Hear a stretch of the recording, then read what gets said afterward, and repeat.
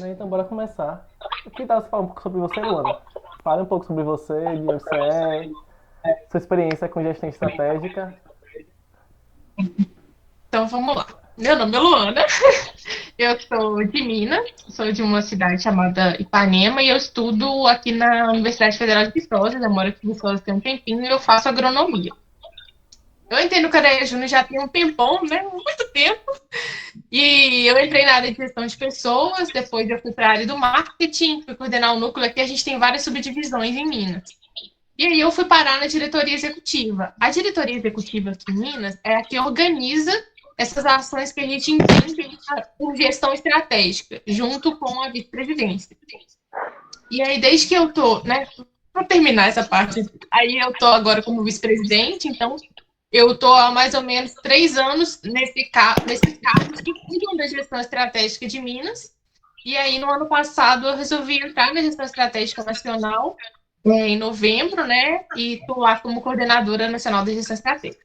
Mas assim, eu entrei na diretoria executiva e eu percebi que é muita informação, né? Dentro dos nossos núcleos, eu não sei se vocês chamam de núcleo regional, na verdade. Eu acho que tem, eu acho que é Hum, regional, né? Digamos assim. Superintendência, não sei. A é palavra núcleo. núcleo mesmo? Tem núcleo e tem regional.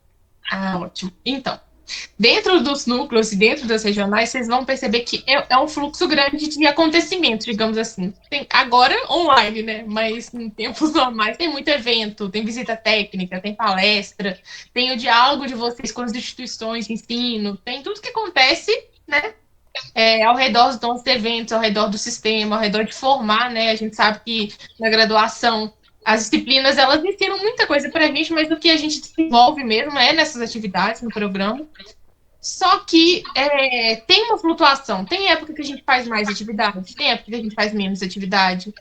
Tem atividade que mais pessoas querem ir, tem atividades que menos pessoas querem ir. Tem tipos de divulgação que fazem com que mais pessoas apareçam nessas atividades. Tem tipos de divulgação que não chegam ao público. Então, todos esses fatores, eles interferem, né, nessa gestão estratégica, digamos assim. A gente coleta dados a gente não sabe para que estão sendo coletados esses dados, né? Eu não sei se vocês viram o relatório da Nacional, mas eu acho que vocês têm algumas formas de coisas internas. O Thiago falou que vocês estão desenvolvendo umas novidades por aí, depois eu também estou querendo conhecer já, né? Mas aqui em Minas, por exemplo, como que a gente faz isso? A gente tem 60 núcleos. Então, cada núcleo faz uma atividade. Tem essa mesma lista de atividades que tem aqui, tem aí, tem nos outros estados, que é palestra, visita técnica, semana de engenharia e tal. Só que tem regiões em que é mais fácil fazer visita técnica porque tem mais empresa. Tem região que é mais fácil ter palestra porque tem mais professores e pessoas que falam de assuntos a ver com a gente. Então, isso é variável. E aí, o que a gente começou a reparar? Que a gente coleta dados, mas a gente não estava sabendo, não estava fazendo nada com esses dados. Então, para que eles serviam? Para nada. Os indicadores, eles são métricas, eles são um jeito de medir isso que está acontecendo. E aí a gente começou a desenvolver um plano de gestão estratégica aqui dentro. E aí, como que esse plano funciona? Por exemplo, aqui no núcleo de Viçosa, a gente faz semana de engenharia e faz muita palestra, porque tem acho que 11 engenharias, isso, 11 engenharias, então cada dia tem essa semana acadêmica, tem essa semana de calor, tem um monte de coisa, então sempre vai ter palestra. Só que a gente sempre vai fazer palestra, a gente sempre vai fazer essa mesma semana. Em que a gente está crescendo nisso? Em que os nossos membros estão se envolvendo? E aí foi mais ou menos nisso que consistiu esse plano de gestão estratégica dentro do Estado. A gente começou a ter um acompanhamento de desenvolvimento, não para não só fazer, mas para ter uma perspectiva de desenvolver. E como que a gente enxerga esse desenvolvimento? Através do aumento e ou da diversificação das atividades. Então, por exemplo, você está num núcleo em Salvador.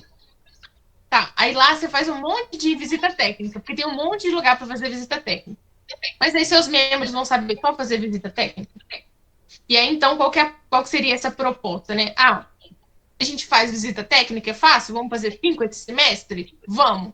Mas vamos fazer uma palestra também? Que é uma coisa que a gente não faz, mas a gente pode aprender. Aí no outro semestre, já aprendeu a fazer palestra? Vamos fazer um ciclo de palestra?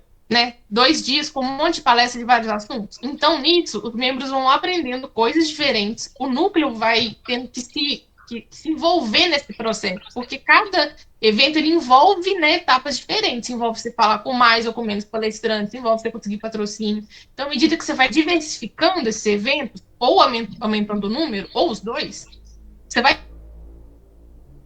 tendo trabalhos diferentes. Isso a gente vai adquirindo, cientemente ou não, novas habilidades.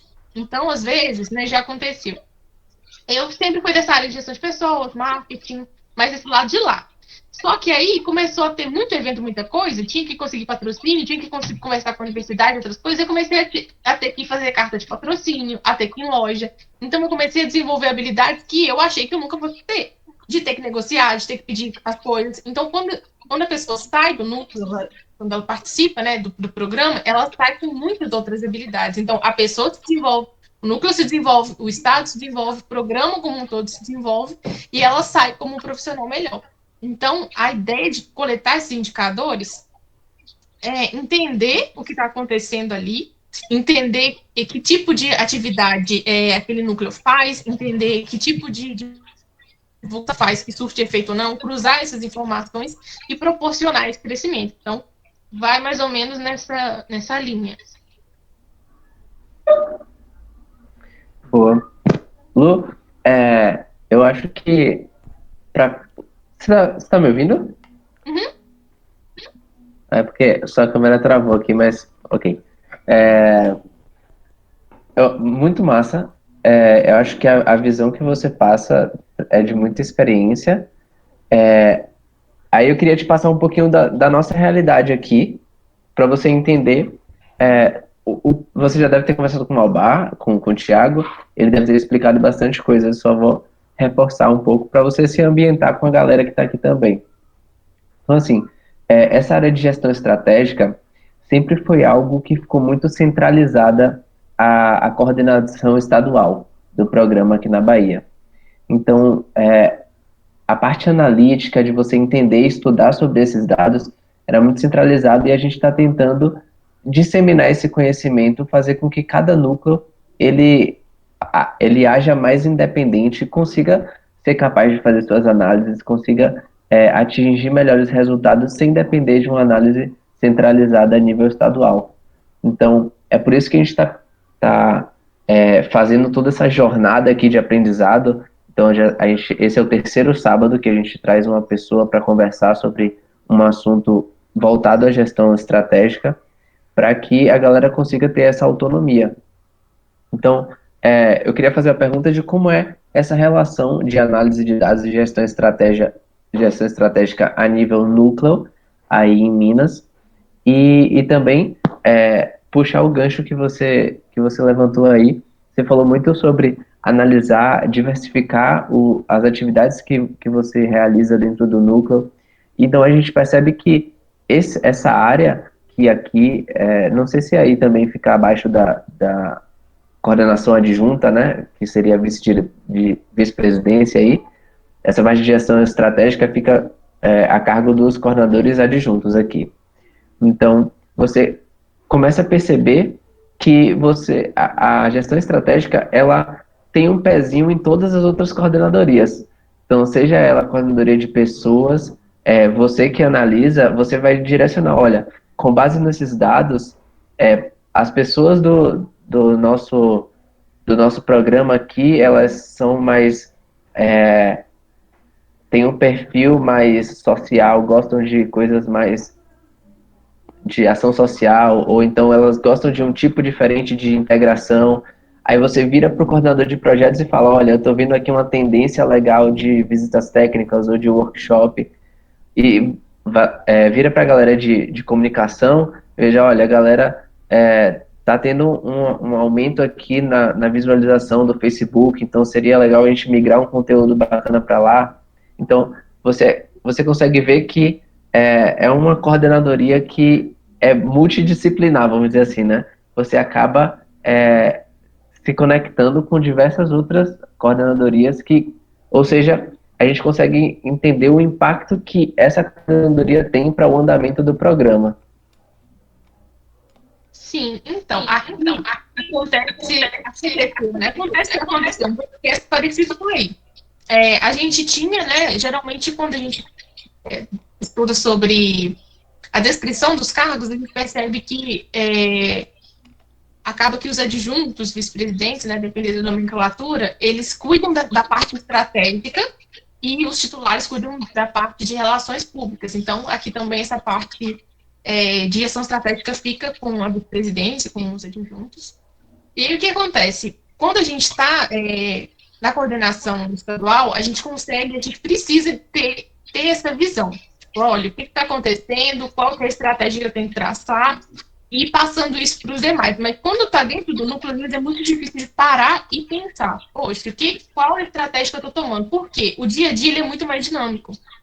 O tipo de trabalho ele é muito mais dinâmico. Então, eu tenho que fazer um evento, eu tenho que falar com uma pessoa, é outra linha de pensamento. Às vezes a gente passa batido por essa questão da estratégia. E aí a gente foi disseminando isso da estadual para os superintendentes, que é quem é responsável pelos regionais aqui, e aí eles foram aplicando junto aos núcleos. E aí como que funciona? A gente tem uma coleta de dados, a gente tem um formulário online, no Docs, um formulário simples, em que todos os núcleos do estado registram todos os eventos que fazem. Então, ele é preenchido assim, ele coloca o nome do evento, um resumo bem simples, quantas pessoas foram no evento, foto do evento. Então, tudo fica registrado. E aí, tem essas informações. Para que a estadual faça essas análises e consiga mostrar para as regiões, olha, o que está acontecendo? Vocês estão fazendo mais atividades desse tipo, menos desse, mais daquele, enfim. E aí, a grosso modo, né, esses superintendentes conseguem conversar com os coordenadores dos núcleos e falar, olha, vamos estabelecer uma demanda mínima. Aqui, por exemplo, no nosso regimento, a gente estabelece que um núcleo, para ele existir, ele tem que fazer no mínimo 2 atividades no semestre. Porque o que move, o que dá sentido ao núcleo é ele fazer atividade. Porque é assim que a gente cumpre o nosso objetivo. Mas, assim, tem um núcleo aí que fez 4 atividades, aí que nem eu falei, fez 3 palestras, visita técnica. Então, os responsáveis vão conversando. E se a gente diversificar e tal? Isso de uma forma externa ao núcleo. Dentro do núcleo, a forma de enxergar ao responder esses dados, por exemplo, eu tive um evento que teve 10 pessoas. Qual foi o tipo de divulgação que eu fiz para esse evento? Eu criei evento no Facebook, eu postei stories, eu postei no feed, eu fiz tudo. Quando eu marquei lá a opção que eu postei no feed e criei um evento no Facebook, foram 30 pessoas. Quando eu só postei no story, foram 10. Então, o que aconteceu aí nesse caminho? O que está sendo mais efetivo para o meu público? Está sendo mais efetivo eu criar um evento. Então, cada coordenadoria precisa ver os seus indicadores, em que ele está impactando. Então, por exemplo, se eu divulgo mais stories durante a semana, eu atraio mais o público, eu aumento o engajamento. Então, eu preciso aumentar os meus stories. Se eu não publicar no feed evento do que está... evento não. Se eu não publicar no feed do que tem núcleo e publicar só nessas atividades, eu vou ter pessoas sentindo vontade de entrar no programa? Eu vou ter pessoas no meu processo seletivo ou não? E aí, se você for olhando o histórico e perceber que quando você começa a mostrar que é legal fazer parte do programa, que aquilo te traz conhecimento também, tem mais pessoas no processo seletivo, tem mais pessoas querendo fazer parte. Então, quando você for fazer processo seletivo de novo, você já vai saber que o caminho que deu mais certo foi esse. Só que se a gente só coletar dado e não fizer essa análise, não funciona. Então, é muito disso que eu queria falar, sabe? Pensar, tipo, tô postando stories, qual está sendo o impacto, qual está sendo o alcance? Tô fazendo evento ou não? Tô parando de usar o Facebook. Isso mudou o público ou não? Mudou a frequência nas atividades ou não? O tipo de atividade, quando eu diversifiquei, o que aconteceu? Foi melhor eu parar de fazer só visita técnica e começar a fazer palestras também? Eu tive pessoas diferentes no meu registro de atividade. Vinha o João, a Chica e o sei lá, sabe? Agora eles vieram e trouxeram mais gente, porque também se interessou. Então, quando a gente começa a olhar, isso não é nem uma coisa complexa, que envolve muitos números e dados, não, é uma coisa muito simples. A gente aqui não tem costume ainda, né? Mas se você coloca aquilo lá e começa a ler e observar, olha, eu fiz um evento diferente, veio um público diferente. Eu tenho associados diferentes agora, então o que isso está causando? Vou fazer alguma outra coisa diferente sobre isso também. Se eu faço ação social ou não, isso está mudando o que a sociedade ao redor tá vendo, porque se você começa a fazer ação social e as lojas da cidade começam a ver, a prefeitura começa a ver, começa a enxergar que a gente não está só preocupado com o que a gente está formando dentro da universidade, a gente está preocupado com a sociedade que a gente está.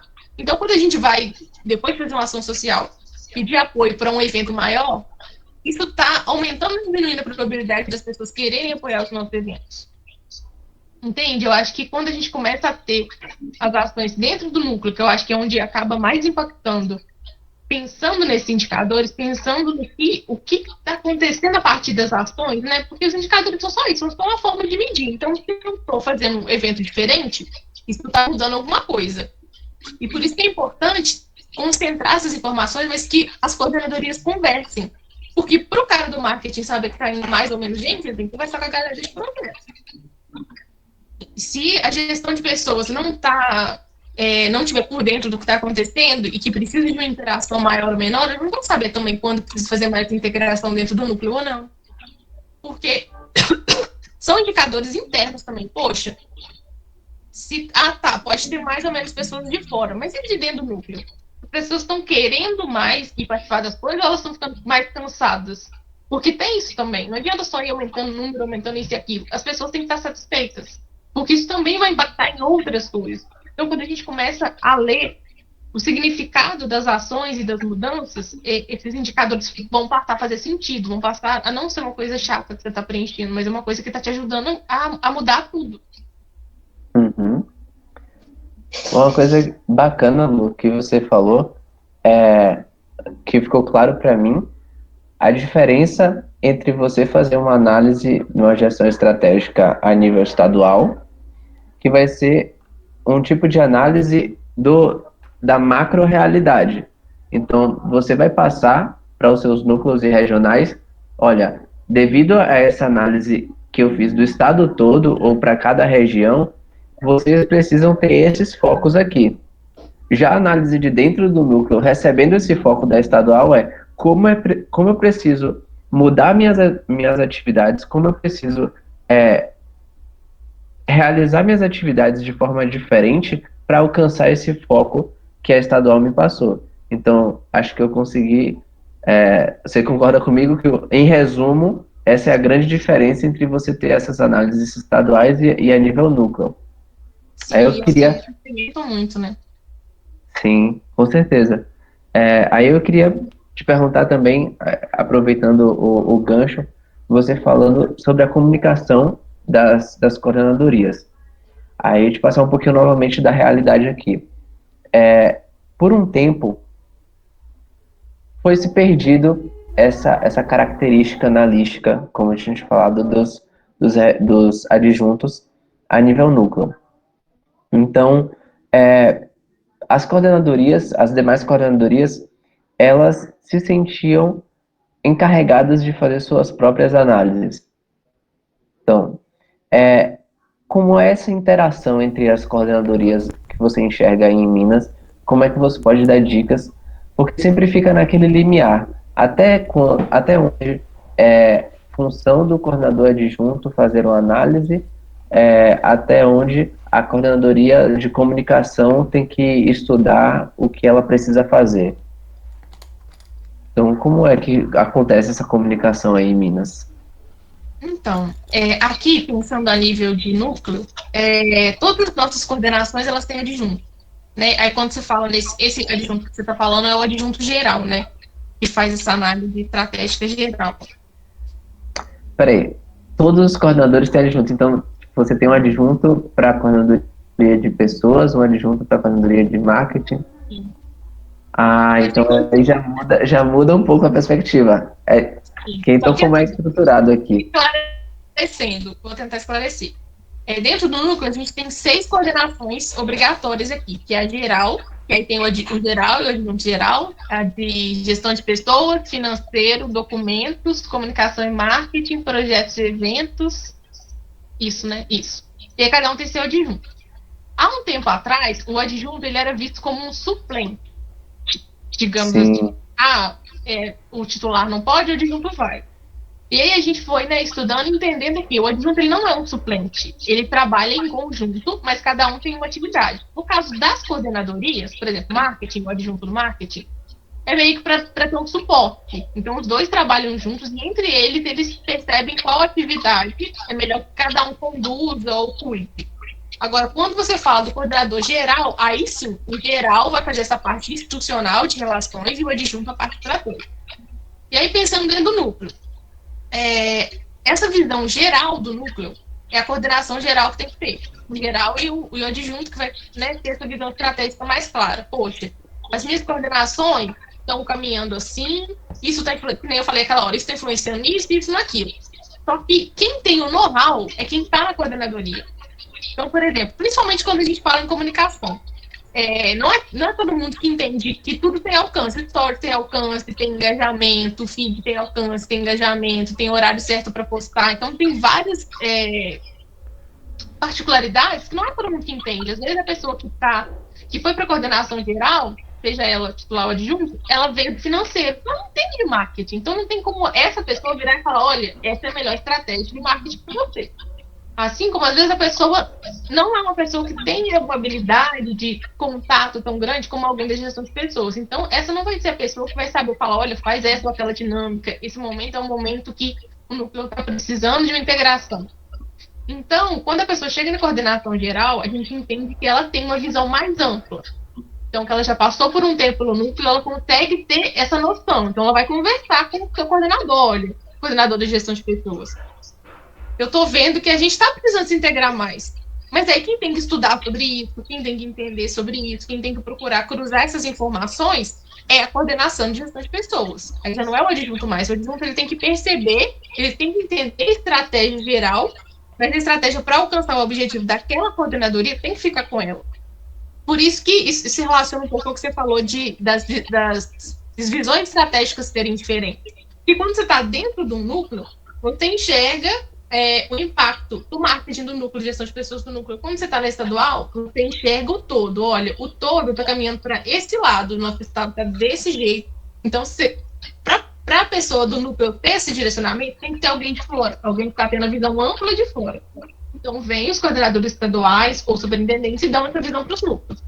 De dentro dos núcleos, o geral dá essa visão para as coordenações. Olha, a gente precisa se integrar, a gente precisa melhorar o nosso marketing. Eu estou vendo outros núcleos, outros estados, fazendo várias ações. Quais ações a gente está fazendo? Seria legal a gente tornar uma coisa mais dinâmica. Aí o cara da comunicação vai lá, vai pensar em uma campanha, vai pensar em stories, o cara de projeto. Quando o adjunto geral perceber assim, poxa, a gente não está muito engajado na cidade que a gente está. Então, ele conversa lá com o coordenador de projetos, gestão de pessoas, né? Tem lugares que é um ou outro, eu não sei como é que é aí, para que ele desenvolva uma ação social ali. Não precisa para variar. Assim. Deu sim. É porque aí muda um pouco a diferença estrutural, né? Que aqui a gente tem, tanto no núcleo quanto estadual, a organização é parecida. Então, a gente tem a coordenação geral, você tem um coordenador adjunto geral, e você tem os coordenadores de comunicação, projetos e pessoas. Aí, esses 3 coordenadores de projetos, comunicação e pessoas, eles não têm adjuntos. Então, o coordenador adjunto geral seria a pessoa que traria essa visão estratégica e gestão para todas as coordenadorias. A gente aqui não tem um adjunto para cada coordenadoria. Mas eu acho que ficou bem claro essa relação em que você que está passando a gestão estratégica, você que está com a visão analítica sobre as coisas, você vai apontar onde é que o que se precisa melhorar, né? Você vai sugerir as mudanças, mas de fato quem vai saber ali a parte prática, operacional, vai ser o coordenador daquela devida nuance que você está levantando ali. Sim, isso mesmo. Será que a galera tem dúvidas? Acho que eu acabei monopolizando aqui a conversa com você.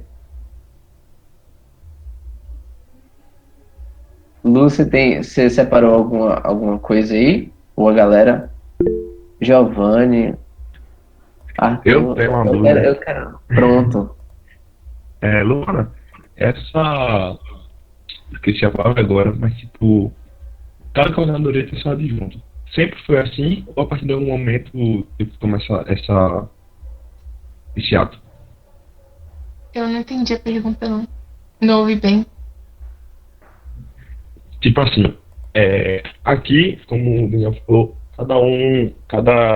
tem um adjunto só para todo o núcleo. E Uhum. aí cada coordenadoria tem seu adjunto. Sempre foi assim, ou aconteceu alguma situação que teve que tomar essa medida? Ah, então, aqui a gente não tinha um direcionamento único para o Estado, não.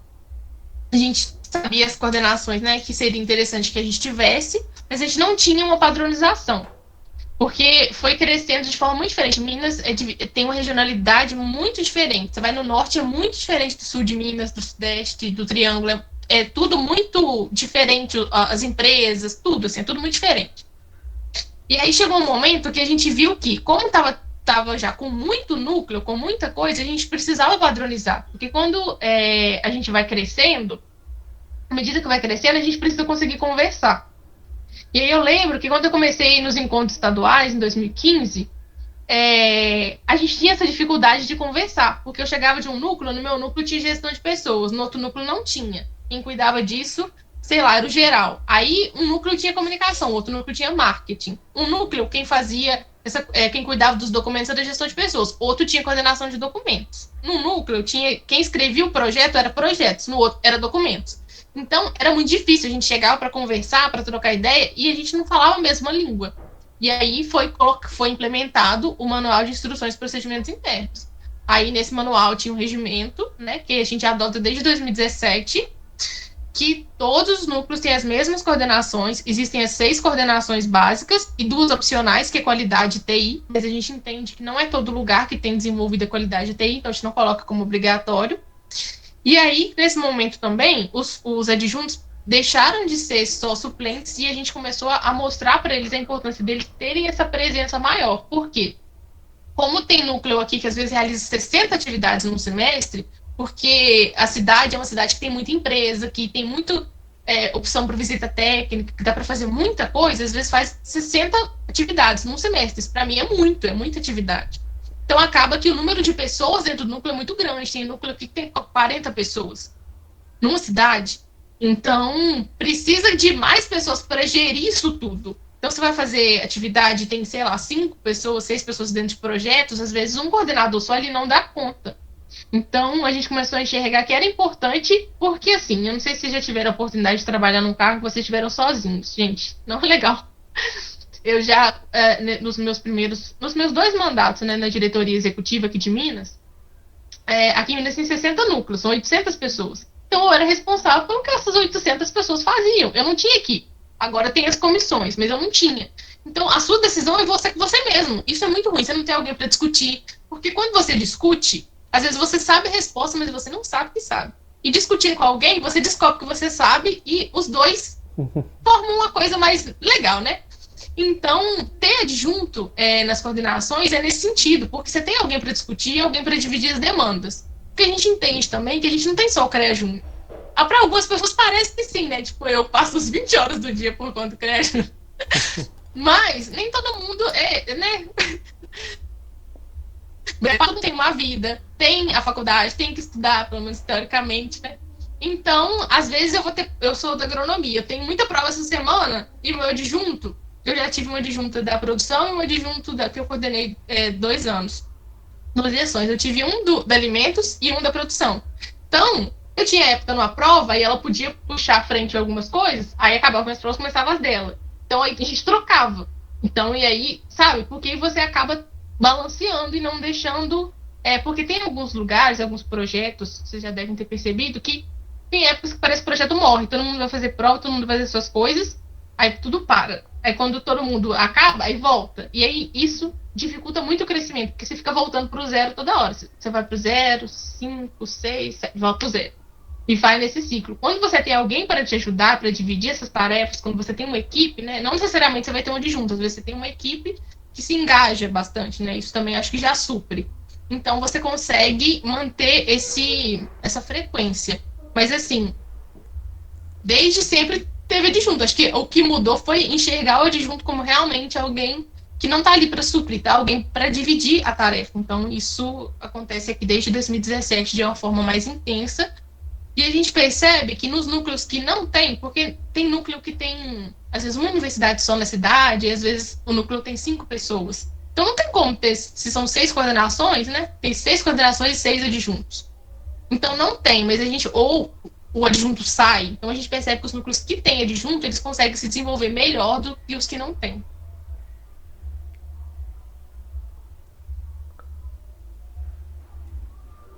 Massa. Gente, não Mas repare alguém- que eu falo demais mesmo. Oi? Não repare que eu falo demais mesmo, eu vou falando e eu empolgo. Eu gosto muito desse. Ah, não, é ótimo. Ó, que bom que você fala demais, é bom que enriquece a. E você tem muita experiência para passar, então acho que tá sendo muito bacana para todo mundo. Galera, não se acanhem em perguntar, tá? Senão eu vou perguntar aqui a conversa toda Podem também. estar à vontade, podem perguntar o que vocês quiserem. Lua, em relação a ferramentas, quais são as ferramentas que vocês utilizam aí para realizar toda a gestão estratégica de vocês? Que aqui eu acho que a gente está tentando implementar, essas 2 últimas semanas, a primeira que a gente teve, a primeira conversa, o primeiro momento que a gente teve foi com o coordenador adjunto que a gente teve há 2 anos atrás, que mostrou diversas ferramentas que ele utiliza hoje na empresa que ele trabalha, e depois eu também falei um pouco sobre processos e como implementar eles e como acompanhar um planejamento estratégico. Aí eu queria saber também de vocês quais são as ferramentas que vocês usam para fazer essa gestão. Então, aqui a coisa é um pouco complicada. Eu vou tentar esclarecer. A gente não tem o hábito ainda, né? A gente tem feito isso de uma forma mais informal, a nível estadual, usando o Trello, né? Mas a gente não aplica 5W2H, PDCA, tipo, ferramentas tradicionais, digamos assim, de gestão estratégica, a gente não aplica. A nível de diretoria, é recente, a gente começou a aplicar desde a metade da gestão de 2018 só para cá. Antes era tudo muito informal, a gente começou a usar o Trello e a gente começou a usar o Trello como se fosse um planejamento estratégico. A gente reunir, né, a estadual, pensar quais as ações a estadual tinha que cumprir até o final da gestão e ir fazendo esse acompanhamento através do Trello, mas aqui os diretores eles têm muita autonomia.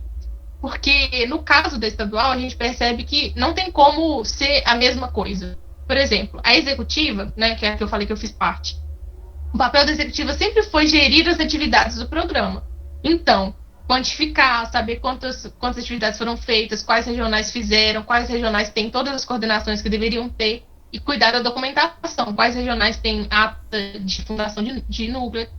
Quando eu entrei na executiva, eu tempo de base ou ferramenta. Eu vi que os núcleos eles não sabiam o que eles estavam fazendo. Por conta da rotatividade, às vezes entrava a pessoa no financeiro, quando a pessoa começava a aprender, ela já saía. E aí, a atitude que eu tive foi, olha, a gente não tem nada para isso, eu vou criar. Aí eu criei o manual financeiro, acho até que eu apresentei ele num ENAC desses. No último ENAC eu apresentei o manual de projetos e eventos. Eu criei o financeiro de projetos e eventos e gestão de pessoas. E aí, as coordenadorias usam esses manuais. Porque aí, qual foi a minha ideia com os manuais? Colocar uma descrição do que aquela coordenadoria faz, aquela área faz. Por exemplo, no manual de projetos e eventos. Tem uma descrição de quais são os tipos de atividade, né, normatizados no programa. O que é uma palestra? O que caracteriza uma palestra? O que caracteriza um ciclo de palestras? Como que você vai registrar isso? Porque aqui a gente tem um registro, né? Então, como que você vai registrar isso, em qual categoria que se enquadra, e também tem os nossos anexos. Então, eu tenho um anexo de cronograma, para que, durante uma atividade, tudo que for feito durante a atividade fica no cronograma, tem de programação. Então, tanto tempo antes do evento, vai ser feito isso, quem vai fazer essa pessoa, tem que estar pronto quando. Então, a gente usa muito coisas que a gente moldou para o CREA Júnior, porque o que eu enxergo desde que eu entrei é que existem muitas ferramentas, mas nenhuma é perfeitamente adequada para a gente, porque a gente não é uma empresa, né? Então, tudo tem que ser a gente adapta um pouquinho para ter a ver com a nossa realidade. Então, a gente adaptou algumas ferramentas para usar nos projetos, a gente adaptou algumas ferramentas para usar para o nosso financeiro, porque como a gente não tem fins lucrativos, então não é tão desenvolvido. Mas a gente precisa de um fluxo de caixa. Porque os núcleos precisam ter uma noção, tipo, do inventário patrimonial, porque às vezes você entra no núcleo, o núcleo tem R$ 50. Tem um banner, mas aí a pessoa sai do núcleo, aí se perde, você não sabe mais qual é o valor que tinha, você não sabe o que o núcleo tinha, se tinha banner, se não tinha, se tinha pincel, qualquer coisa. Então, são ferramentas assim, voltadas para o dia a dia do núcleo. Eu tenho inventário patrimonial, eu tenho fluxo de caixa, durante um evento, eu tenho a minha organização pro evento, então eu fui fazendo assim de acordo com áreas. Mas em termos gerais é o Trello, e para gestão estratégica em si, a gente tem uma planilha que começou assim, foi os meninos, os nossos assessores criaram a gestão estratégica, mas quando eu assumi a gestão estratégica, eu percebi que não estava sendo efetivo, porque era feito através de relatório. Então, cada regional tinha o seu relatório descrito de tudo o que acontecia. E aí, às vezes, é muito chato, porque a gente é da engenharia, então a gente fica escrevendo e descrevendo, e todo mundo cansa e deixa aquilo para lá. Aí eu falei, não, vamos transformar isso em uma planilha. Então, nessa planilha, cada regional, né, se for acompanhado pelo regional ou pela estadual, tanto faz, tem as informações dos núcleos. Aí tem quantas atividades cada núcleo fez, porque aí o que acontece? Quando eu pego as atividades que o núcleo fez no semestre, eu preciso saber o que ele fez antes para eu diversificar. Porque como é que eu diversifico se eu não sei o que ele fez? Então eu preciso saber quais atividades e os tipos para eu diversificar ou aumentar no próximo semestre. Né? Então, para isso, a gente usa um planejamento semestral também. Todo semestre, os núcleos eles se reúnem e fazem um esboço do que ele pretende fazer. Então, ele faz esse planejamento de eventos. E aí, quando ele mostra pro responsável, né? O responsável vai falar, olha, mas isso aqui tá igual, sempre tá, então vamos diversificar, e ele consegue ter essa orientação. Aí tem lá, se o núcleo tem ou não tem ata de fundação, se ele fez eleição, porque é obrigatório aqui ter eleição anualmente, então para ter esse acompanhamento, ele tem que colocar lá, fez eleição, não fez, por que não fez? Tem a ata de eleição, porque isso tem que estar registrado. Tem fluxo de caixa? Tem todas as coordenações ou não? Então a gente tem uma planilha completa com todas essas informações, e inclusive as informações, o campo para você colocar quando você não consegue informação, quando você não consegue conversar com o responsável por aquilo, porque aí quando você pega essa planilha, você consegue enxergar a trajetória do núcleo, você consegue enxergar, olha, nessa época não estava tendo comunicação. Por que não estava tendo comunicação? Por conta disso, disso e disso. Nessa época a gente não tinha essa documentação. Então a gente tem que ir atrás dela. Porque quanto mais o tempo passa, isso vai se perdendo. A gente tinha fluxo de caixa, a gente tinha tantas atividades. Então a gente construiu uma planilha própria para a nossa gestão estratégica.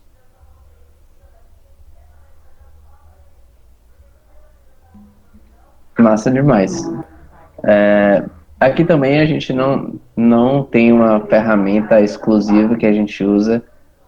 A gente deixou bem cada núcleo com bastante autonomia para aplicar o que é que eles acham mais assertivo dentro daquela realidade.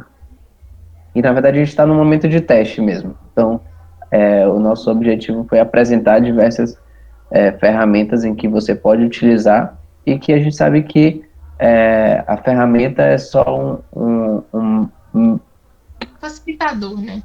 um facilitador. O importante é a gente ter claro onde a gente quer chegar e fazer esse acompanhamento, independente da ferramenta que a gente estiver usando. O importante é acompanhar e atingir o objetivo que foi traçado. Beleza. Mas alguém tem mais alguma pergunta? A Giovanni colocou aqui no chat agora, perguntando como funciona a coordenadoria financeira. Então, como a gente sabe, né, para tudo que a gente vai fazer, precisa de dinheiro.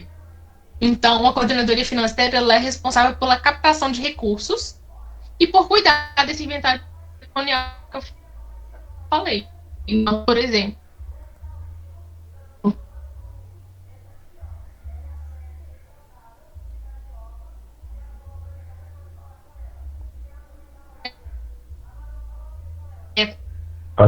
Acho que caiu.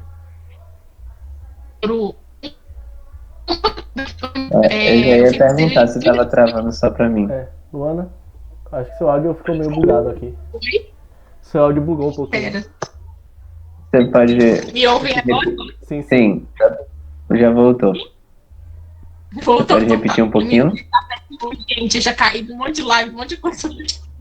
Espera que deixa eu voltar na pergunta. A pergunta é como funciona o financeiro, né? Então, o financeiro, ele cuida do inventário patrimonial daqui para começar, né? Porque quando você entra no núcleo aqui, tudo aqui tem documentação. Então, você entra, você assina um termo de compromisso. Então, você faz parte do núcleo, você vai sendo acompanhado sempre que você muda de cargo, emitir certificado, não. Então, você tem um compromisso e um vínculo com o núcleo. E aí, por exemplo, se você entrou no cargo, você é coordenador geral, ou financeiro, ou o que for, você é responsável por alguma coisa do núcleo, documento, caneca, troféu, tipo aqui a gente tem premiação, então tem uma réplica de troféu. Quando eu deixei o núcleo, eu entreguei uma caixa com um monte de vidro de troféu de coisa. Então, assim, o financeiro é que cuida desse patrimônio, porque senão, quando as pessoas estão levando as coisas, ou jogando as coisas fora, ninguém nem sabe de nada mais onde que tá. Então, o financeiro tem uma relação de tudo que o núcleo tem. Além disso, ele faz toda a parte de parceria e patrocínio. As parcerias, elas são muito importantes, né? Vocês devem ter visto, vocês fizeram a parceria agora, por exemplo, para o Congesto, né? Que a gente fez na Nacional também. Tanto que na Nacional é a gente que faz. Mas, enfim, o financeiro dentro do núcleo é que cuida da parte estratégica de parceria. Então, ele vai atrás de parceiros, de pessoas que vão se alinhar aos eventos, né? Por exemplo, aqui, faz muita parceria com centros de língua. Então, sorteia cursos e desconto, etc. Livro. Então, a gente tem parceiros para fazer várias coisas. E os patrocínios, que é cuidar da parte de contrato, estabelecer o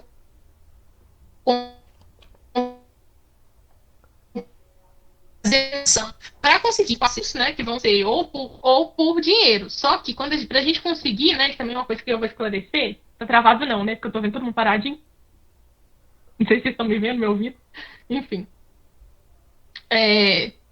No caso de... Agora travou.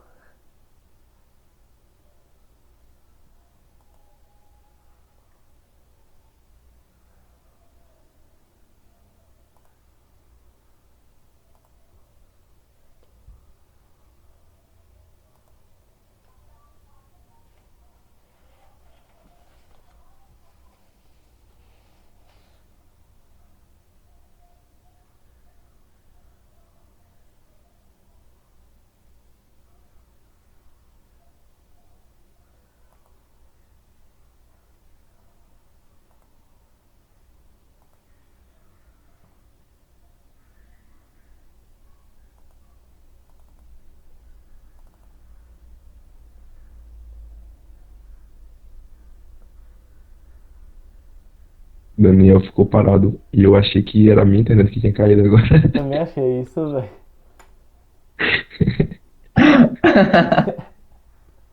Luana, tá mutado o microfone, Luana.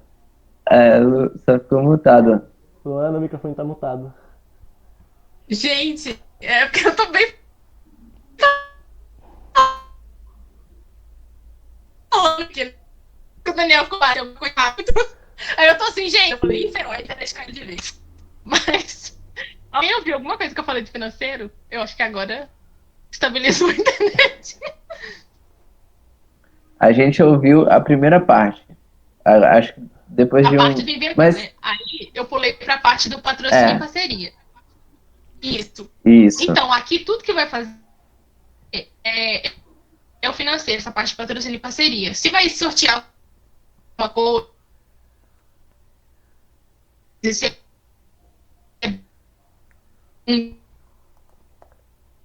Luana, travou de novo. etc. É toda a parte de... Luana, Se ela quer te dar R$10, ela vai te dar R$10. Mas se a gente quer um patrocínio real pro evento, tipo, o seminário aqui, ele custa 150 mil. Então, para eu conseguir fazer ele, eu preciso de muito patrocínio. Luana, E aí, o que a gente faz? A gente recebe através de entidade.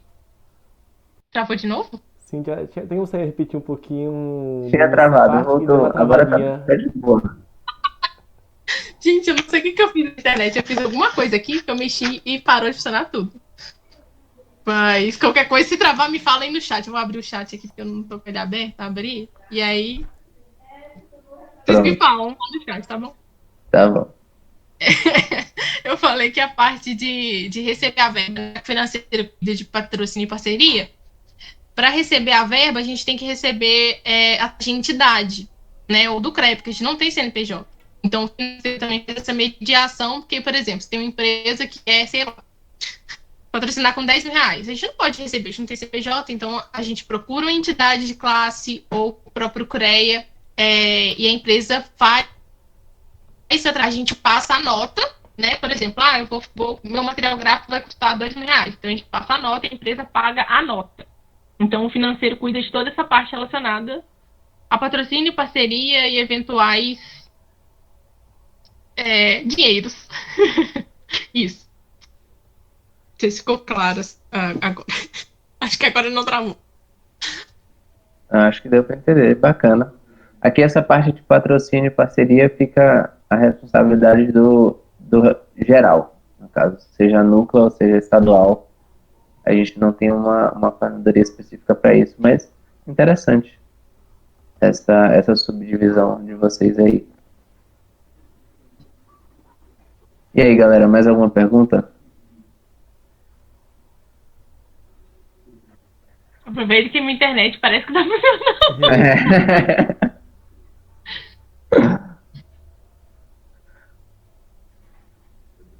Lu, então eu vou puxar um pouquinho. Ah, vai, fale. Não, só um ponto que minha mãe tá me chamando que eu falei das ferramentas e tal, que a gente tem essa autonomia, só queria reforçar que é muito legal para os núcleos. Aqui os núcleos fazem isso por conta própria, né? Porque a gente dá essa autonomia, mas para todo mundo que tiver a oportunidade, fazer planejamento estratégico. Porque quando vocês se reúnem, nem que seja uma reunião simples, sabe? No início do ano, vamos planejar o que a gente pretende para esse ano, onde a gente quer chegar. É muito mais fácil depois vocês utilizarem indicadores, vocês utilizarem a gestão estratégica e chegarem onde vocês querem chegar. Você pode falar. Sim. A gente costuma aqui trabalhar de forma trimestral. Então, cada vez mais a gente está tentando reforçar essa cultura, né? Criar essa cultura de você sempre no final do trimestre passado, na verdade, pensar no trimestre futuro. Então, eu acho que para a situação que a gente vive, eu acho muito complicado fazer um planejamento anual. Acho que as coisas mudam muito rápido e torna um pouco difícil. Eu gosto dessa visão um pouco mais a curto, médio prazo, assim, vamos dizer. De 3 meses eu acho que é um tempo legal para se fazer um planejamento estratégico, mas concordo com você total. Se você tem um planejamento estratégico, é o primeiro passo para você ter uma gestão estratégica, na verdade, né? É porque aqui acaba que, como muitas aulas duram 4 meses, né? Vai de março a junho, depois vai de agosto a novembro. Então acaba que é quase isso. E aí eles preenchem um planejamento do semestre, que é uma forma de esboço, né? E aí eles vão vendo o que é viável ou não. Mas legal pensar e pensando assim aos poucos também é bem bacana. Uhum. E sua experiência como nacional, qual é a diferença e qual é a visão que você tem participando agora como coordenadora de gestão estratégica nacional e a sua vivência antes no CREA Júnior Minas? Gente, tô até mexendo no celular aqui porque a minha internet tá indo e vindo. Mas assim, você perguntou a diferença da vivência aqui do estado para o nacional, né? Isso mesmo. Isso. Tá. Dentro do estado, né, eu enxergo muito as atividades do núcleo, de como que ele vai fazer para chegar onde quer, de diversificação de atividades, de crescimento. E aí, quando foi primeiro, foi assim, não, vai ser tudo normal, né? Tudo ok, tudo tranquilo. Só que é muito diferente. Muito diferente mesmo, porque os estados, eles têm realidades muito diferentes. Eu já estava um pouco habituada, né, a ver que aqui a gente tem as regiões muito diferentes. É até estranho ser tão diferente dentro do mesmo estado. Mas na nacional isso supera qualquer coisa, porque eu vejo que tem estado e isso não depende do número de núcleos, isso depende da vivência que o Estado escolhe. Né? Eu achava que tinha relação com o tamanho, mas não tem, tem uma relação mesmo com o jeito que aquele Estado escolhe de fazer a gestão dele. Então, tem Estado que não usa nada. Se você perguntar, assim, né, não é um. Não entenda isso como uma crítica, é só uma análise assim, bem geral. Se você perguntar para o responsável pelo Estado o que acontece, ele não sabe dizer. Ele não tem essa preocupação, às vezes, com indicadores, com pensar, tipo, se esse núcleo está passando por tal coisa, em tal área e tal coisa. Já tem estado que se preocupa com tudo, assim, com os detalhes, sabe? Que nem vocês, preciso fazer gestão estratégica, eu preciso fazer um planejamento estratégico, a cada tempo eu preciso. Então, isso é uma coisa impactante. Só que, por outro lado, eu percebo que no momento que a gente está, as pessoas estão enxergando essa necessidade, o que eu acho muito legal.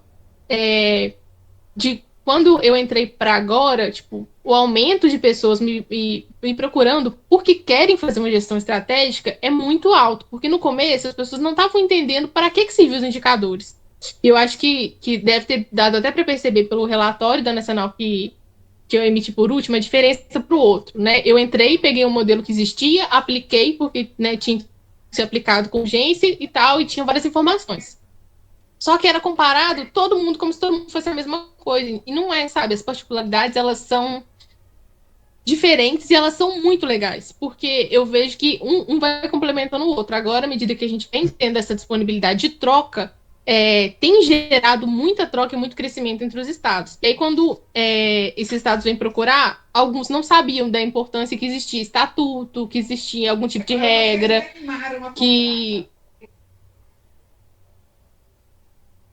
é, então, na Nacional, enxergar isso é ao mesmo tempo doido demais, né? Perdoe a linguagem, mas é muito bonito ver como pega um estado de uma ponta do país e fala, nossa, eu tô aplicando isso aqui. Aí o estado do outro extremo aplica também e dá certo e fala de outra coisa que outro estado, sabe? Então, ver isso e tentar mostrar para as pessoas que os zeros são diferentes, mas todo mundo quer chegar no mesmo lugar e ver isso dando certo é muito legal.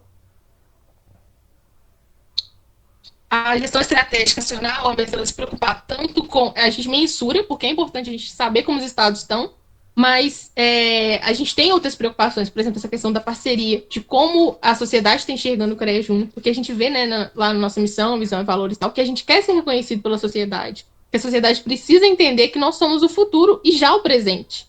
Então, a gente percebe uma consciência de classe muito grande em outras profissões e não na engenharia. Então, o papel, o impacto que o CREA Júnior está tendo, a gente já viu isso muito claramente só de sonhar para o encontro de líderes, sabe? O fato da nossa anunciar para as maiores autoridades em que a gente está tendo mais respeito, que a gente está tendo mais organização, que estão vendo que a gente está buscando essa organização e ocupar um espaço que também é nosso. E vai ter que mudar, porque então, a gestão estratégica eu vejo como. Começou a travar. Alguém falou. Volta. Voltou, né? Aí a gestão estratégica eu vejo como um papel muito impactante nisso, porque o fato dos estados estarem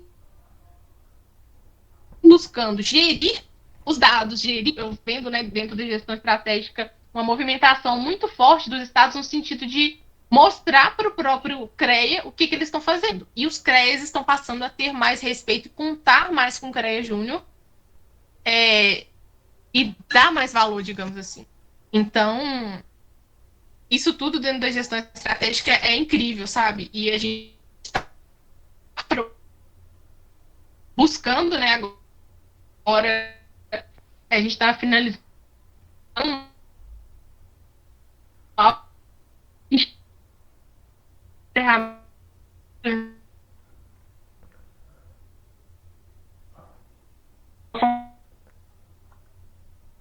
mas vai um pouco diferente. É diferente. Não sei se tá funcionando. Ô, Luana, deu uma travada Voltou? agora. Voltou agora. Só que tem como você repetir essa última parte somente?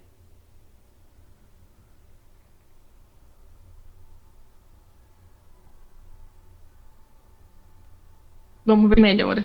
Alguém me ouve? Agora sim, voltou. Oi? Tô aqui começando a falar. Vocês conseguiram me ouvir alguma coisa? Agora Só sim. o final que não deu para entender, o final da sua última fala. Ah, tá. E aí eu tava falando sobre o fato, né, de esse engajamento e vontade dos estados de se organizarem, de entender suas ferramentas, de entender os seus dados, tá fazendo com que o CREA respeite e entenda a nossa importância, sabe? Eu vi isso muito claramente durante os CEPs, durante o encontro de líderes, porque eles estão vendo que a gente não é só estudante fazendo evento. A gente está mudando já a sociedade que a gente está. A gente está querendo entender, a gente está fazendo parte do sistema. A gente não é o futuro, a gente é o presente. Então eu vejo que em vários estados em que a nossa presença era talvez só um incômodozinho, alguém querendo cutucar, eles estão vendo que a gente chegou para ficar, sabe? Então, que eles vão ter que escutar, que eles vão ter que dar um espaço, querendo ou não, pra gente e que as coisas vão mudar. E eu espero muito que elas mudem, que elas melhorem. Eu acho que o programa é enorme, ele tem um potencial muito grande. Quanto mais a gente gerir, sabe? Quando eu falo de gestão estratégica, é uma coisa que é um que eu queria tocar brevemente, de que vocês usem a gestão estratégica para a vida de vocês. Peraí, travou? Voltou? Gente, agora no chat tá mais fácil, aí pelo menos eu tô sabendo quando trava.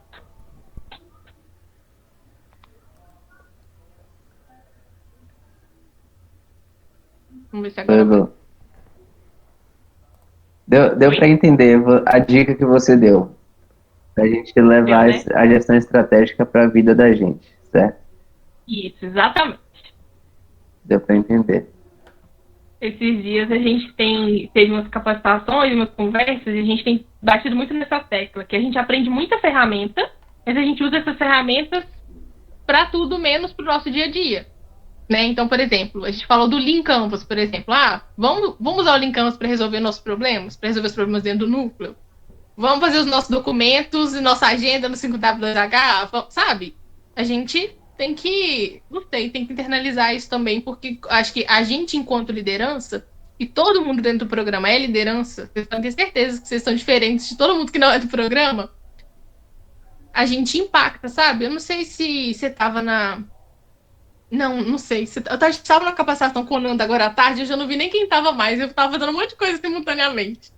Mas a gente estava falando disso, do impacto que a gente causa na vida das pessoas sem a gente saber. Então vocês podem ter certeza que, da mesma forma que um evento do CREA Júnior que vocês estão fazendo está modificando a formação profissional de alguém e a forma como essas pessoas enxergam o sistema, a forma como vocês se organizam, a postura que vocês têm, a forma como vocês gerem estrategicamente a vida de vocês também está causando esse impacto, assim, sabe? É importante a gente ter essa consciência.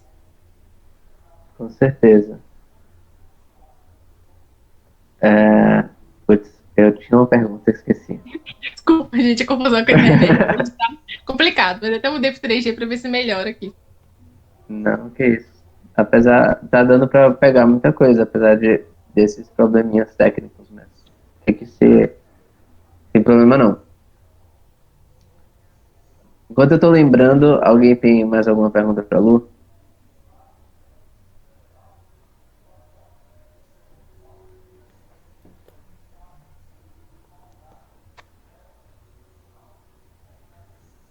Lembrei. Lu, uma pergunta assim, uma dica. Para uma pessoa que se considera assim, ó, eu não me considero uma pessoa com perfil analítico, uma pessoa que tem essa capacidade de enxergar quais são os melhores caminhos a seguir, você olhar uma base de dados, um histórico e conseguir fazer uma análise crítica. Quais dicas você dar para essa pessoa para ela começar a mudar essa percepção dela sobre dados, sobre a visão crítica?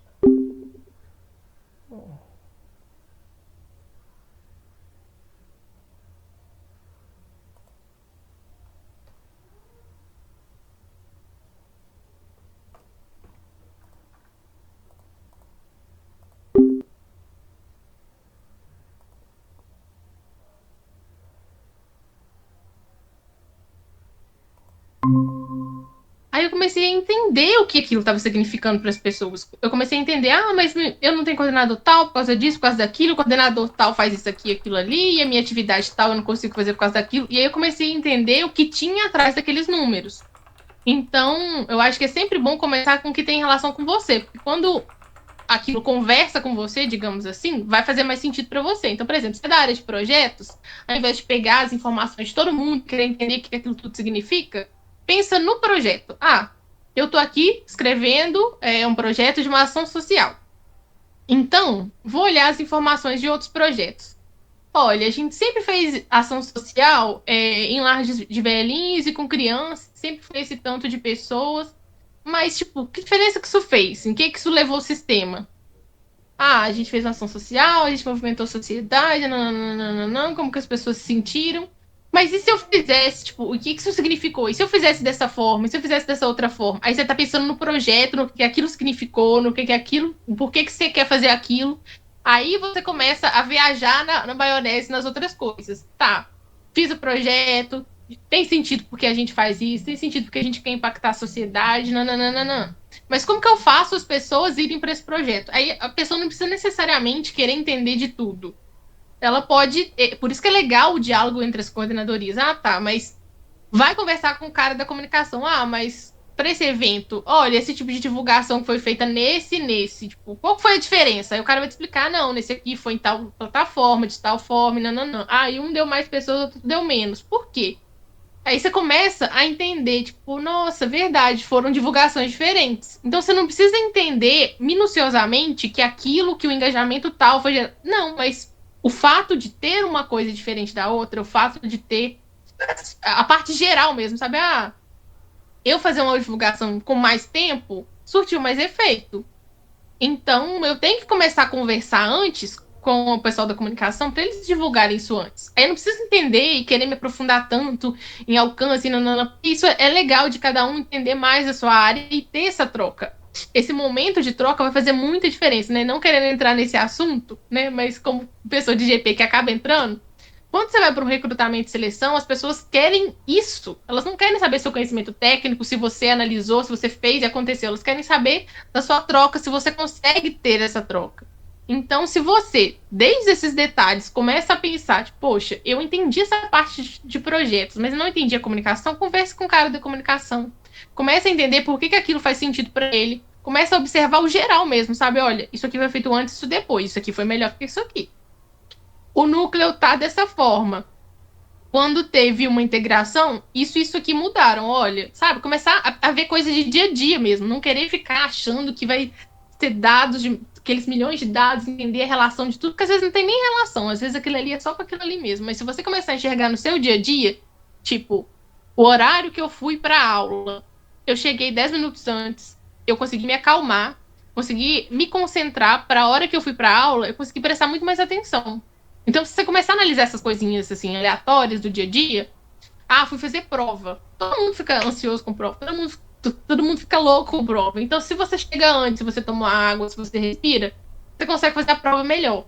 Então, assim, coisas de dia a dia mesmo, mais ridículas possíveis, vão gerando na sua cabeça, vão automatizando esse processo de pensar. Eu não fazia isso assim, porque eu já sou ansiosa e elétrica, dá pra ver, né? Quando eu comecei a fazer isso com os dados, com as coisas, parece que aparece aquele desenho, aquele mapa, sabe? Eu olho os negócios, parece aquele monte de coisa já na minha cabeça. Mas por quê? Um dia eu comecei a prestar atenção, que quando eu chegava mais cedo para as provas eu ficava mais calma, e no outro dia, sabe? Então é uma coisa de, tipo, se você pensar no seu dia, né, nas coisas que fazem sentido para você, na hora de você ver essas coisas que você quer ver, ou que não quer ver, mas tem que ver, vai ser mais fácil. E eu vi no chat que o Douglas perguntou da maior dificuldade no desenvolvimento do planejamento. Eu acho que, assim, né? Não sei se eu entendi bem a pergunta, mas eu acho que as incertezas, né? Acho que vai de encontro com o que o Daniel falou sobre a gente querer uma visão, às vezes, muito longe e não saber, né? Então, por isso que eu acho interessante quando a gente pensa na gestão e pensa na visão que a gente tem daquela gestão. Por exemplo, ao final de 2020, eu quero que o meu núcleo, que tem, sei lá, 1.000 seguidores no Instagram, tenha 1.500.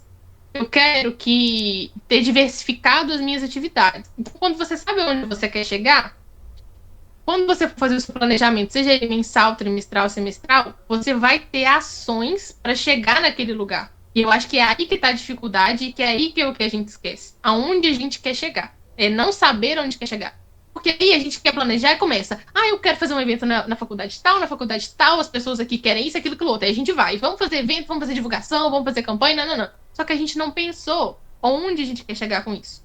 E esse não pensar onde que a gente quer chegar é que vai dificultando, porque aí o que acontece? Você não sabe onde você quer chegar, então você começa a fazer um monte de campanha. Você vê que aquilo não tá chegando a lugar nenhum, você deixa aquilo pelo caminho.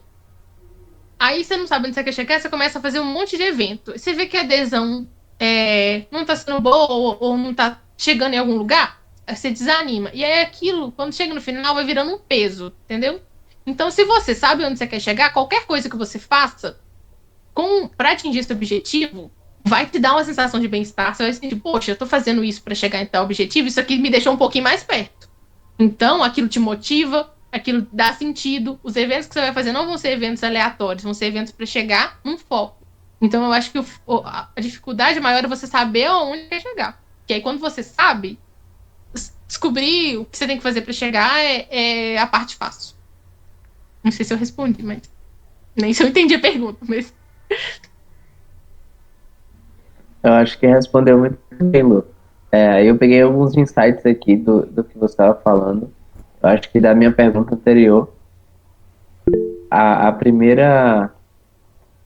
Acho que o que a gente pode resumir da dica para a gente começar a pensar de forma analítica é questionar. Acho que se a gente começar questionando sobre as nossas realidades, sobre os nossos contextos, a gente consegue forçar a nossa cabeça a buscar e analisar as situações que a gente vem vivendo, e aí a gente chega numa possível solução. Nem sempre a gente vai acertar nas soluções. E sobre agora o que você respondeu com o Douglas, eu gosto muito de um conceito, né, do Simon Sinek, que é o conceito do círculo dourado, né, The Golden Circle. Então ele usa esse círculo dele para falar um pouco sobre liderança e como você impacta as pessoas, mas eu consigo enxergar ele em diversos âmbitos. E onde você tocou é algo que ficou muito claro para mim. Então, às vezes, você tem três grandes círculos, né? Deixa eu explicar o que é esse círculo dourado. Você tem o primeiro círculo maior, que é o que você está fazendo. Dentro desse círculo maior, você tem um círculo médio, que é como você está fazendo aquela coisa que você está fazendo.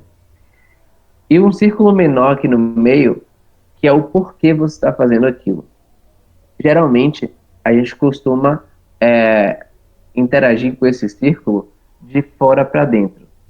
Então, a gente sabe o que a gente está fazendo, a gente sabe como a gente está fazendo, mas nem sempre a gente adentra o porquê a gente está fazendo aquilo. Aí ele fala muito bem que o correto é a gente ir de dentro para fora. Na verdade, é a gente entender o porquê a gente quer fazer uma coisa. Depois que a gente entende o porquê que a gente quer fazer, como é que a gente vai fazer aquilo. E por último, a gente definir o que é que a gente vai fazer. Então, dessa forma, talvez a gente faça menos coisas, mas coisas mais assertivas do que a gente encher de coisa aqui que a gente faça, mas que a nossa atividade sejam poucas delas que vão conseguir penetrar esse círculo. Sim, eu acho que é aí que entra a questão das ferramentas. E por mais que elas sejam só facilitadores, né, elas ajudam a gente a chegar aí. Porque eu notei que quando a gente começou a fazer esses planejamentos semestrais e a ter essa noção da gestão estratégica estadual de tipo, não, eu tenho que diversificar e, sabe, começou a ter esse pensamento do onde eu quero chegar, foi ficando muito mais fácil. Ao invés dos núcleos se preocuparem em fazer 200 atividades, eles se preocupavam, poxa, eu tenho que fazer atividades diferentes, ou eu tenho que melhorar nisso ou naquilo. Então, eles tiveram uma direção. Então, acho que com uma direção, sabendo por quê e aonde chegar, né, fica muito, muito fácil. E motivador também, né?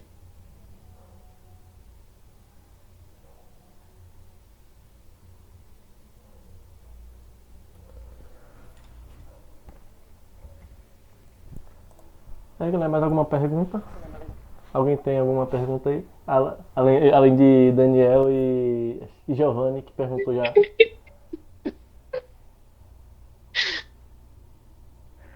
Pô, eu tenho mais 3 perguntas, velho. Tô brincando. Pode fazer, velho. Tô brincando, tô brincando. Pode tirar todas as suas dúvidas aí.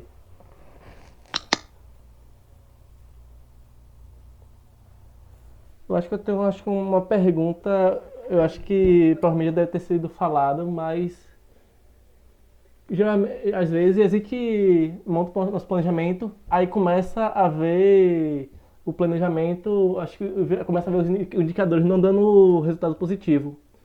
Como você aconselha, realiza para, como posso dizer? Fugir a palavra. Você acabar tendo os indicadores não tendo positivamente. O que você sugere de fazer, no caso, quando acontece isso? Deu pra entender? Então, entendi. Eu acho que entendi. Eu acho que é isso que é o legal de começar a usar indicadores, né? Porque é isso que eu tava falando antes também. A gente não, pra trabalhar, né? Pra você fazer o que você tem que fazer, o que você quer fazer, você não precisa de indicadores. Se você tá em projetos e quer fazer atividades legais, você pode fazer sem pensar em indicador. Por isso até que eu falei que se você quiser aprender a usar isso a seu favor, é legal você começar a interiorizar coisas do seu dia a dia. Isso vai te facilitar, mas não é uma necessidade. Só que aí tá, você escolheu usar indicadores e você vai coletar esses indicadores. Só que você tem que usar eles. E é até por isso que eu tava falando naquela hora do formulário que a gente tá mostrando agora pro pessoal dos estados, que a Nacional tá fazendo. Eu falei, eu não quero fazer um formulário semestral, eu quero fazer um formulário mensal. Pra que vai me servir um formulário semestral? Pra eu chegar no final do semestre e ver que deu tudo errado ou que deu tudo certo? Pra nada. Assim, né? Não me entendam mal, mas pra nada. Então, se todo mês eu coleto esses dados principais, que aí vocês vão saber o que está tendo utilidade para vocês ou não, porque acho que isso é muito particular. Mas, por exemplo, você está coletando dados de todas as atividades que você faz e você se planejou e começa a perceber que o negócio deu ruim. É para isso que serve o indicador. Tipo, é aí que tá. O negócio do indicador não é dar bom, é dar ruim mesmo. Porque aí quando dá ruim, você descobre onde deu ruim. Porque, por exemplo, você fez uma atividade, fez tudo, uma atividade maravilhosa, num lugar muito legal, onde as pessoas têm facilidade de acessar, de ir na sua palestra, e aí não foi ninguém. Aí você vai lá na atividade e vai descobrir por que não foi ninguém. Os indicadores vão te contar por que não foi ninguém. Eu acho que é isso que é legal. Quando a atividade dá certo ou quando ela não dá, os indicadores te contam o porquê.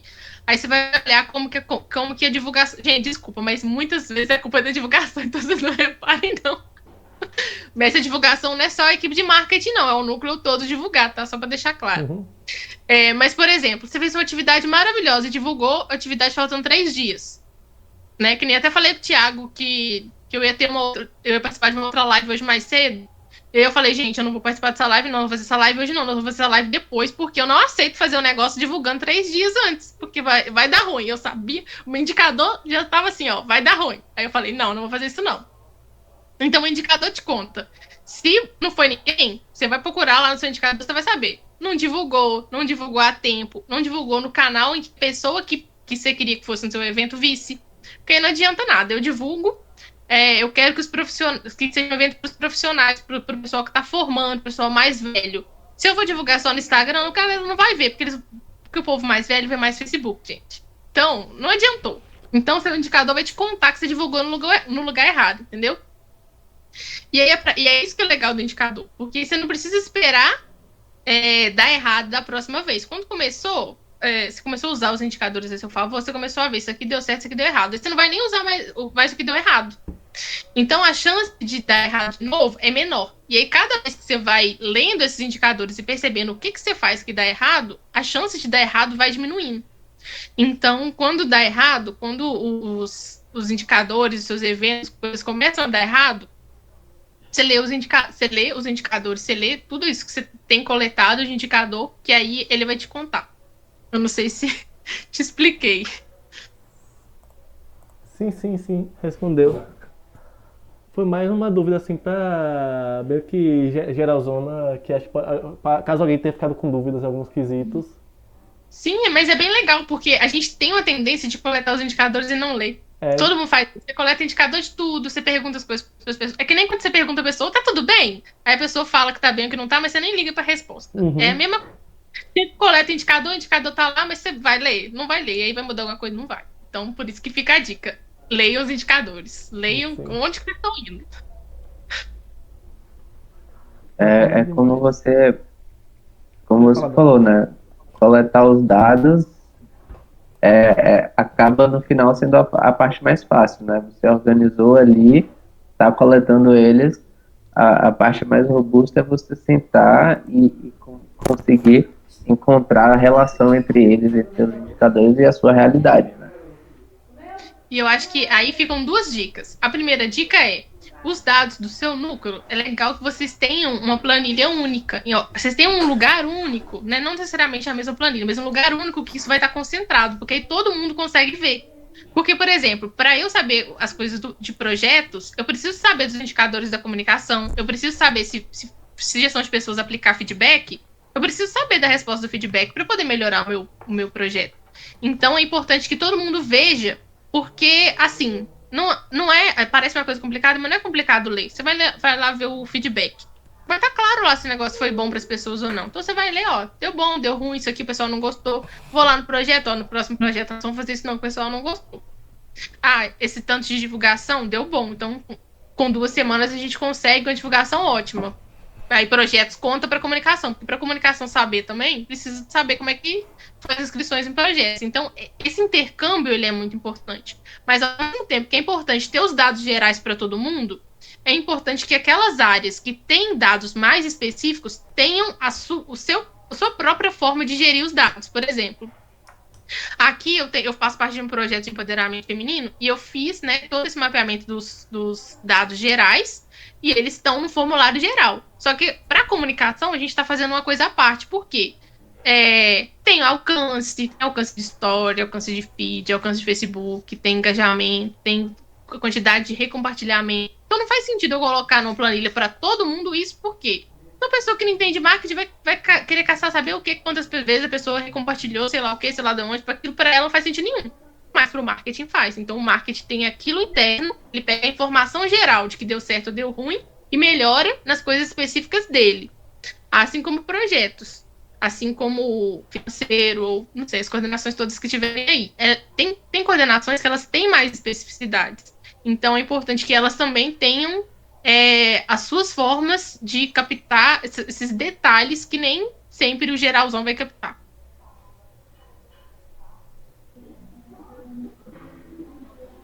Certíssimo. Assina embaixo. Bacana. Alguém tem mais alguma pergunta?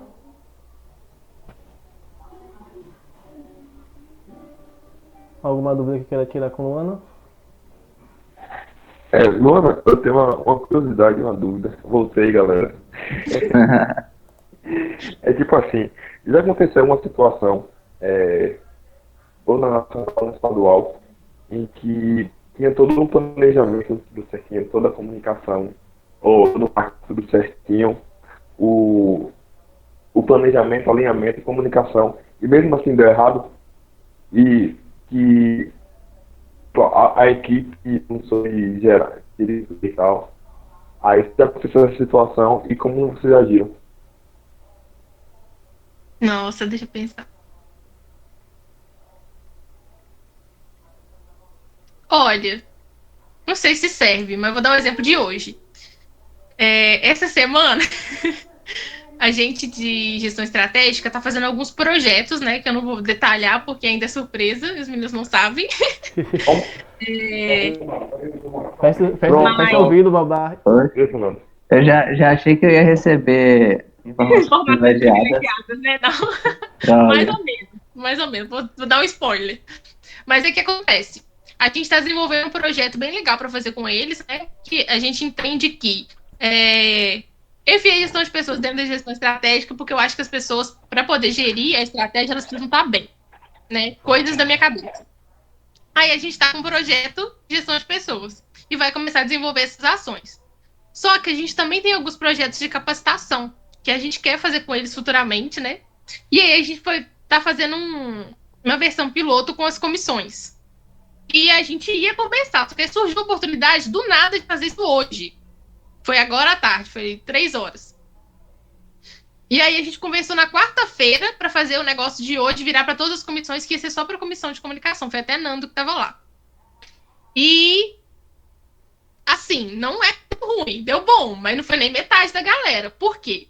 Porque o negócio foi decidido em cima da hora, foi feito em cima da hora e foi divulgado ontem, à tarde, umas 5 horas da tarde. Então, o que a gente fez foi, testamos, vimos que deu ruim, né? Deu bom, porque o treinamento foi muito bom, foi umas 10 pessoas. Mas a gente já viu que a gente tem que divulgar antes, o pessoal tem que se preparar antes. Não dá para ser uma coisa assim, em cima da hora. Então, o que a gente faz é uma avaliação mesmo. É para isso que tem, né? Assim como é para isso que tem os indicadores, é para isso que tem feedback. Algumas pessoas falaram, olha, queria muito ir porque o tema é muito interessante. Era histórias inteligentes e o impacto das redes sociais também. Só que não tinha como, porque é uma coisa que é avisado de um dia para o outro é muito difícil, né? Eu não sei vocês, mas eu tenho reunião todos os dias, tem dia que eu tenho reuniões, 6 reuniões. Então não tem como a pessoa virar e falar para mim assim, vamos amanhã? E eu falar, vamos, porque pode ser que não dê, né? Então eu já conversei com as meninas e falei, olha, muito legal, né? Pro nosso teste foi muito legal, mas na próxima a gente tem que avisar com pelo menos uma semana de antecedência, tem que falar para as pessoas como vai ser, qual a plataforma, porque aí eu divulguei com as informações que me deram, mas aí não sabia onde que ia ser, que horas que ia ser, como que ia funcionar, enfim. Então, quando dá errado, a gente tem que pegar. Eu acho bom, sabe? Eu acho que a gente tem uma frase, né? Vocês já devem ter ouvido, que pessoas de sucesso são feitas por experiências de sucesso. Eu também acredito muito que as pessoas de sucesso são feitas por experiências que deram errado, porque a gente aprende demais quando uma coisa dá errado, demais mesmo. Porque se a gente começa a ter essa capacidade analítica, vocês vão ver, gente, se vocês começarem a pensar, vocês vão fazer isso o tempo todo. Eu faço isso o tempo todo com tudo. Sou chata, sou chata. Mas eu já penso, nossa, na hora que eu vi que não foi todo mundo, eu já pensei, não foi todo mundo, por quê? Avisou em cima da hora, nananana, já vi aquele monte de motivos. Então eu já sei que para o próximo eu vou evitar isso. Então a chance de acontecer qualquer coisa pelos mesmos problemas é muito, muito, muito menor. Vão ter outros problemas? Vão ter outros. Eu vou aprender com os outros? Vou aprender com os outros. E assim por diante. O que a gente não pode é deixar isso desmotivar ou fazer isso virar uma bola de neve. Porque a gente tende, às vezes, a se irritar e aí a gente desmotiva a equipe, a gente se desmotiva. Não, deu errado? Vamos aprender e segue para a próxima para ser melhor do que foi. Então, acho que seria por aí.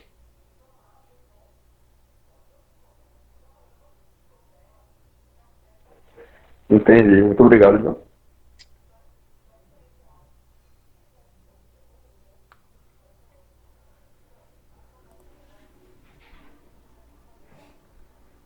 Rapaz, eu acho que ninguém tem mais nenhuma dúvida, não. Rapaz, já temos já 1h20 já de chamada. Aí vocês querem continuar ou se quiser a gente já finaliza, porque eu acho que ninguém tem mais nenhuma dúvida. E acho que você contemplou todas as nossas expectativas. Eu também achei o papo muito bacana, Lu. Aí aqui já aproveitando para agradecer a sua disponibilidade, a sua vontade de estar aqui, de compartilhar um pouco da sua experiência com a gente. E gratidão. Sim, sim. Ok. O Babá também me pediu para avisar que ele teve problemas no trabalho e acabou não podendo estar presente, só que deu para perceber que em alguns momentos ele entrou aqui na chamada e ficou um tempinho, só que não pôde estar aqui presente discutindo com a gente sobre esse tema, que acho que é um dos que ele mais gosta. Mas ele me pediu para te agradecer, eu também agradeço pela disponibilidade e por todo esse conhecimento que passou pra gente. Acho que vai ser essencial pra gente do Crajino Bahia. Desculpa a minha agitação de novo, que hoje eu tô impossível. Eu não sou sempre tão avacalhada assim, mas eu espero que tenha conseguido contribuir com alguma coisa. Sempre que vocês precisarem, quiser bater um papo, podem me chamar, que eu tô sempre aí. Agradeço o convite. Obrigadão, Lu. Obrigado. Um beijo e até mais. Tchau, tchau. Até, galera.